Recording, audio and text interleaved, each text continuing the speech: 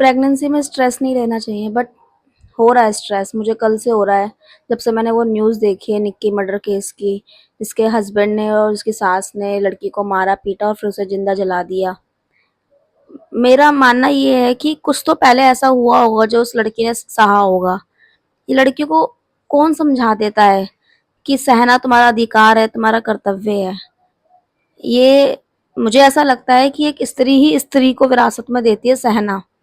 स्त्री ही बोलती है बेटा लड़की है, सहना पड़ेगा। पर मैं कहना चाहती हूँ अपनी जो हमारी माँ दादी नानी से हमें मिलती हैं बातें विरासत में कि सहो, आप लड़की हो, आपको सहना पड़ेगा। नहीं नहीं, ये चीजें नहीं सिखानी चाहिए। क्योंकि उनको ये सिखाओ कि आप पराए घर जा रही हो, अपने पति की मजबूरियां सहना सीखो।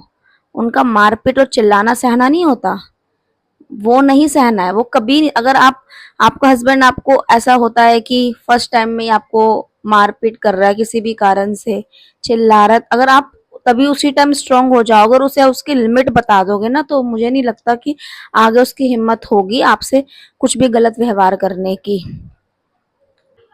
विदाई के समय पेरेंट्स अपने लड़की को बोलते हैं कि बेटा इस घर से तेरी डोली जा रही है, उस घर से तेरी अर्थी आनी चाहिए। ये कोई सेंस नहीं है। लड़की इन्हीं बातों के चक्कर में रह जाती है और सहती रहती है। लड़की को बताओ बेटा ये तुम्हारा घर है, तुम्हें तुम्हारे अधिकार हमने बताए हैं। अगर तुम्हें लगता है कि तुम्हारे अधिकारों का उल्लंघन हो रहा है, तुम्हारे संग गलत गलत चीजों पे मारपीट हो रही है, अपने पेरेंट्स को बताओ। अगर वो चीजें बातों से नहीं सुलझती तो तुम्हारा ही घर है और तुम आ जाओ।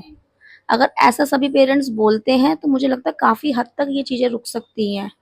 आधी लड़कियां तो अपने मायके जाना इसलिए भी नहीं समझती कि अरे यार ये तो हमें सहना ही है, लड़की का शादी हो गई है, अब जो भी है इन चार दीवारों में हमें रहना है, हम कलेश करके अपने घर नहीं जा सकते, अपने पेरेंट्स को परेशान नहीं कर सकते। नहीं, माँ पेरेंट्स कभी परेशान नहीं होते। अगर वो देखेंगे उनका बच्चा परेशान है ना, वो सब देखकर बहुत परेशान हो जाएंगे।